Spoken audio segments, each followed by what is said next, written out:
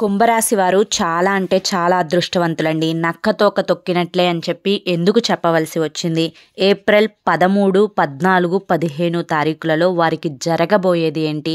ఇవన్నీ కూడా మీరు పూర్తిగా తెలుసుకోవాలి అనుకుంటే వీడియోని ఎక్కడా కూడా స్కిప్ చేయొద్దండి. చివరి వరకు చూడండి. అప్పుడే మీకు బాగా అర్థమవుతుంది, క్లియర్గా అర్థమవుతుంది అనమాట.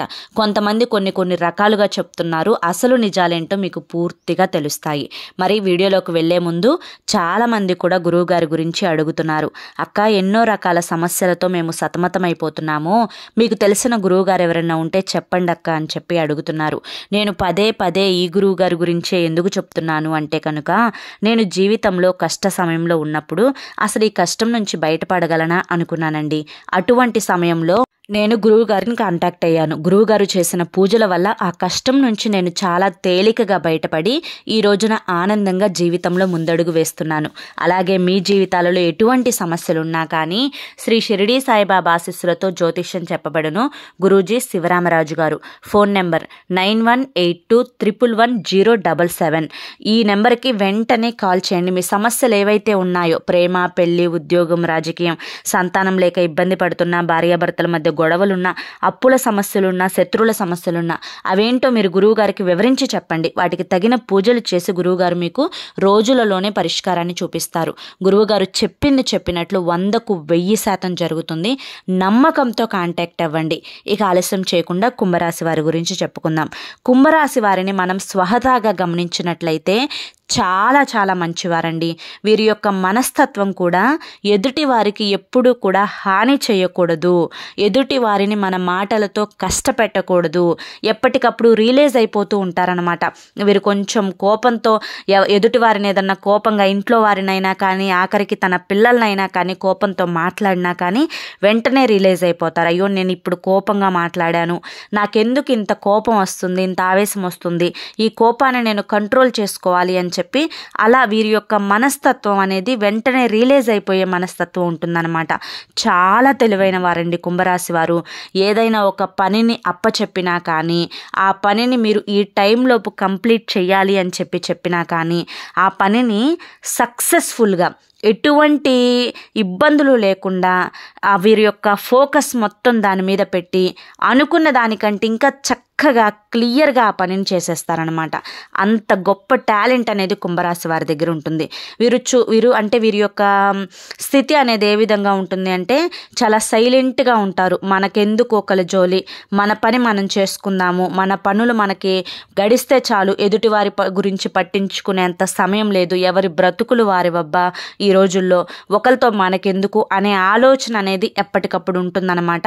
వీరు డబ్బు దగ్గర చాలా జాగ్రత్తగా ఉంటారు. ఎందుకంటే వీరికి డబ్బు యొక్క విలువ అనేది బాగా తెలుసు కాబట్టి కష్టపడి పనిచేస్తారు. ఆ వచ్చిన రూపాయిలో కనీసం వీరికి 10 రూపాయల ఆదాయం వచ్చిందంటే 10 రూపాయల్లో రూపాయి 2 రూపాయలు మాత్రమే ఖర్చు చేసుకుంటారు.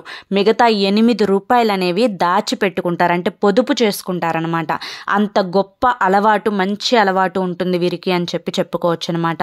వీరి యొక్క రంగు కానీ, రూపం కానీ, వీరి యొక్క మాట తీరు కానీ ఎదుటి వారిని ఇట్టే ఆకర్షించేట్లుగా ఉంటుందన్నమాట. వీరితో కొంచెం సేపు మాట్లాడితే మన పర్సనల్స్ కూడా వీరితో చెప్పేయచ్చు, వీరితో అంత ఫ్రీగా ఉంది అని చెప్పి అలా అనుకుంటూ ఉంటారనమాట.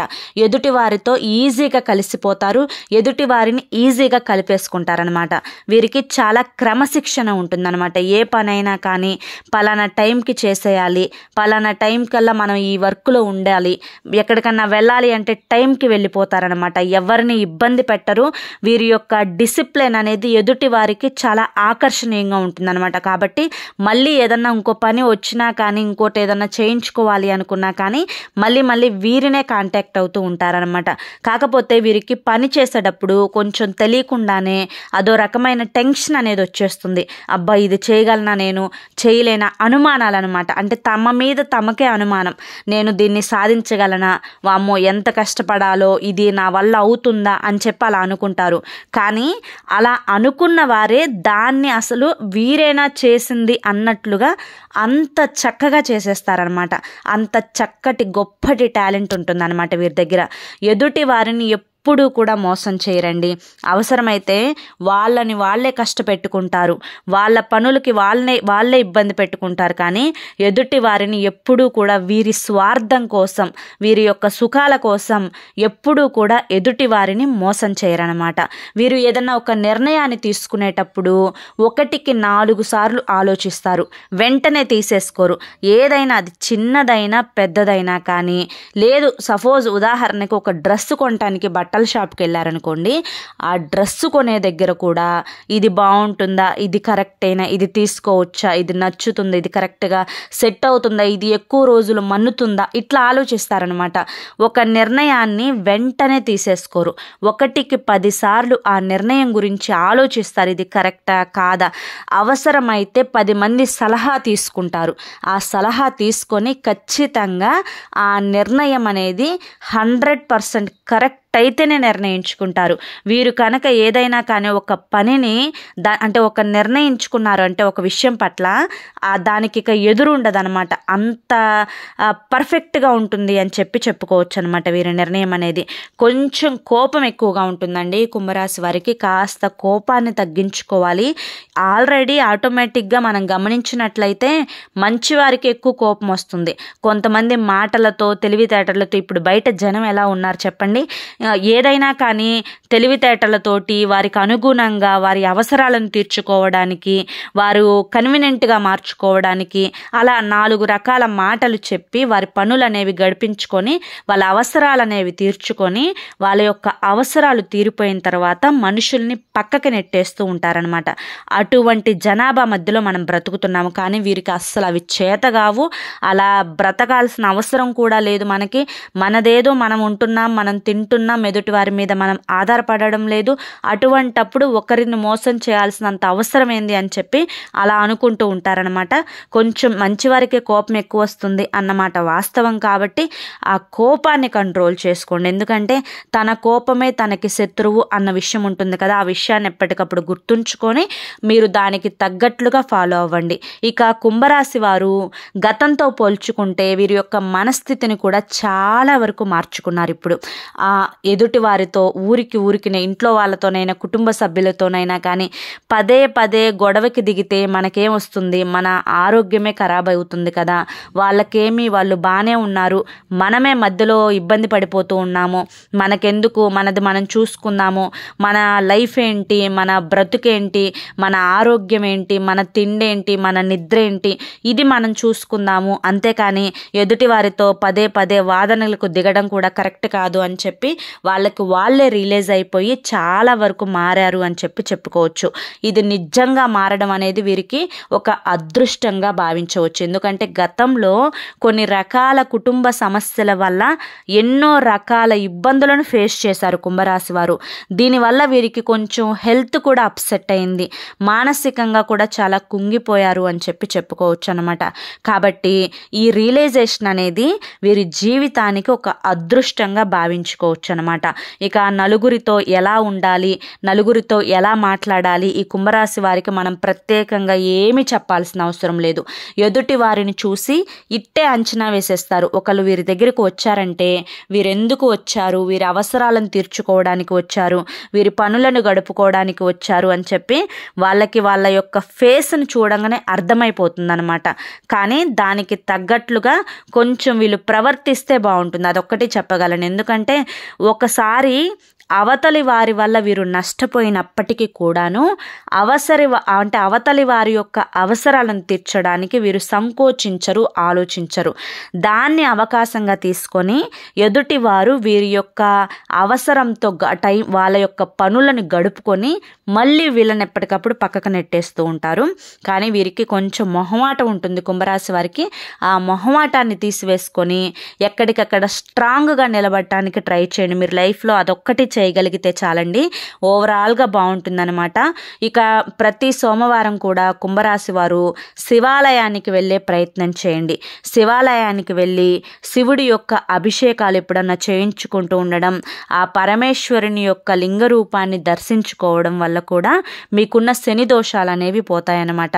ఆల్రెడీ నేను శనిదేవుని గురించి కూడా చెప్పాను. మీరు ఇప్పుడు 3వ స్థానంలో ఉన్నారు అని చెప్పాను. మీరు దాని గురించి ఎటువంటి భయాందోళనలు పెట్టుకోవద్దు అని కూడా చెప్పాను. చెప్పాను. ఎందుకంటే శనిదేవుడు ఇప్పుడు 3వ దశలో ఉన్నారు. మనకి 2.5 సంవత్సరాలు ఉంటారు. మనకి వెళ్తూ వెళ్తూ మంచి చేసే వెళ్తారు. మనం చేసే పుణ్యకార్యాల వల్ల శని భగవానుడి యొక్క ఎఫెక్ట్ అనేది లైఫ్ మీద పడకుండా ఉంటుంది. దానాలు ధర్మాలు చేసుకుంటూ ఉండాలి. అప్పుడప్పుడు కొంచెం నెలకు ఒక్కసారైనా కానీ మనం 10 రూపాయలు సంపాదిస్తుంటే 10 రూపాయలు ఒక రూపాయి పెట్టైనా ఎదుటి వారి ఆకలి తీర్చాలి. ఎదుటి వారి మనసుని నొప్పించకుండా ఉండాలి. మన యొక్క తల్లిదండ్రులను, మన యొక్క సోదరీమణులను చూసుకుంటూ ఉండాలి. వాళ్ళకి ఏదైనా కష్టంలో ఉన్నప్పుడు మన యొక్క సహాయం అనేది చేయాలన్నమాట.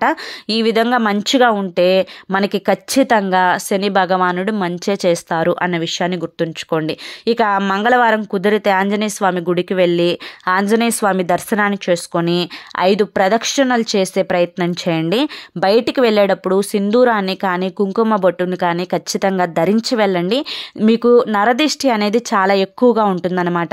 ఈ నరదిష్టి అనేది కొంచెమైనా తగ్గుతుందన్నమాట. అరికాల్లో కాటిక పెట్టుకొని వెళ్ళండి బయటికి వెళ్ళేటప్పుడు. ప్రతి శనివారం కానీ ఆదివారం కానీ ఉప్పు ఆవాలతో దిష్టిని తీసివేసుకుంటూ ఉండండి. ప్రతి అమావాస్యకు ఎర్రనీళ్ళని తీసివేసుకుంటూ ఉండండి. మీ మీద చాలా నరదిష్టి ఉంటుంది. మీ యొక్క తెలివితేటలకి కానీ, మీ అందమైన రూపానికి కానీ, మీరు యొక్క మాట తీరుకి కానీ ఎదుటి వారికి ఇట్టే ఆకర్షింపబడతారు మీరు. కాబట్టి కొంచెం నరదిష్టి ఎక్కువగానే ఉంటుంది అని చెప్పుకోవచ్చు అనమాట. కాబట్టి ఆ నరదిష్టిని అనేది ఎప్పటికప్పుడు తొలగించుకుంటూ ఉంటే మీ మీద ఆ నెగిటివ్ అనేది పడకుండా ఉంటుందన్నమాట. దానివల్ల మీకు ఆరోగ్యం బాగుంటుంది. మానసికంగా కానీ శారీరకంగా కానీ మీ ఆరోగ్యం బాగుంటుంది. ఇక మీ చుట్టుపక్కల ఎవరైతే మిమ్మల్ని టార్గెట్ చేసి మిమ్మల్ని ఎవరైతే ముంచాలని చెప్పి చూస్తున్నారో ఆల్రెడీ మీకు తెలుసు. ఎందుకంటే ఎదుటి వారిని చూసి మీరు ఇట్టే అంచనా వేయగలరు. వారితో మొహమాట పడకుండా కాస్తంత జాగ్రత్తగా ఉండే ప్రయత్నం చేయండి. ప్రతి శనివారం కుదిరితే వెంకటేశ్వర స్వామి గుడికి వెళ్ళి స్వామివారిని దర్శించుకునే ప్రయత్నం చేయండి. ఇక స్వామివారికి రావి చెట్టు కింద నేతి దీపాన్ని పెట్టే ప్రయత్నం చేయండి. స్వామివారికి పిండి దీపం వెలిగించే ప్రయత్నం చేయండి. దీనివల్ల కూడా మీకు జాతక దోషాలు, శని దోషాలు అనేవి కాస్త తగ్గుముఖం పడతాయన్నమాట. ఇంకా అంతేకాకుండా ఓవరాల్గా చూసుకుంటే కుంభరాశి వారికి అంతా కూడా బాగానే ఉందండి. ఈ 3 రోజులు కూడా వృత్తిపరంగా కానీ, ఉద్యోగపరంగా కానీ, వ్యాపార పరంగా కానీ, కుటుంబ పరంగా కానీ, సంతాన పరంగా కానీ అంతా బాగుంది అని చెప్పుకోవచ్చు. వీరు వినబోతున్న శుభవార్తలు ఏంటి అంటే కనుక విద్యార్థులకి త్వరలో ఒక గుడ్ న్యూస్ వినబోతున్నారు. వీరు అనుకున్నవి చక్కగా అనుకున్న మార్కుల కంటే రిజల్ట్ కోసం ఎదురు చూస్తూ ఉన్నారు కదా విద్యార్థులు. ఆ రిజల్ట్ అనుకున్న దానికంటే ఎక్కువ మార్కులతో ఉత్తీర్ణత సాధిస్తారు. ఇది చాలా గుడ్ న్యూస్ అనమాట వీళ్ళకి. ఇక అంతేకాకుండా సంతాన భాగ్యం కోసం ఎదురు చూసే వాళ్ళకి ఒక గుడ్ న్యూస్ అయితే వినబోతున్నారనమాట. సంతాన యోగం అయితే వారికి కలగబోతుంది. ఎవరైతే వివాహం కోసం ఎదురు చూస్తూ ఉన్నారో వారికి వివాహ భాగ్యం అయితే కలగబోతుంది అని చెప్పుకోవచ్చు అనమాట. ఇంకా వచ్చేసేసి రియల్ ఎస్టేట్ వాళ్ళు, సినీ రంగ పరిశ్రమల వారికి కూడా ఈ 3 రోజులు చాలా బాగుందండి. ఇక ఓవరాల్గా చూసుకుంటే ఈ 3 రోజుల్లో ప్రయాణం అనేది మీకు ఒక రోజు అనేది తగులుతుందనమాట. ఆ ప్రయాణం కూడా మీ యొక్క వృత్తి పరంగా జరుగుతుంది. దానివల్ల కూడా మీకు లాభాలే వస్తాయని చెప్పుకోవచ్చు అనమాట. ఇక గోమాతకి పూజ చేస్తూ ఉండండి. గోమాతకి ఏదైనా ఆహారాన్ని తినిపిస్తూ ఉండండి. ఓవరాల్గా చూసుకుంటే ఈ 3 రోజులు కూడా ఎటువంటి కష్టాలు కానీ, నష్టాలు కానీ, దుఃఖాలు కానీ ఏమీ లేవు. కొంచెం హెల్త్ పరంగా జాగ్రత్తగా ఉండండి. టైంకి తినండి, టైంకి పడుకోండి. ఇంకా వచ్చేసి వ్యాపార పరంగా కొంచెం టెన్షన్ని, ఒత్తిడిని తగ్గించుకోండి. ప్రతిదీ కూడా స్మూత్గా గడిచిపోతుంది. కంగారు పడాల్సిన అవసరం ఏమీ లేదు.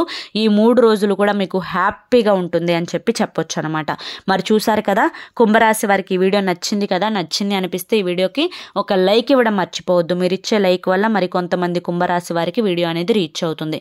మొదటిసారి ఛానల్లోకి వచ్చినట్లయితే సబ్స్క్రైబ్ చేసుకొని సపోర్ట్ చేయండి.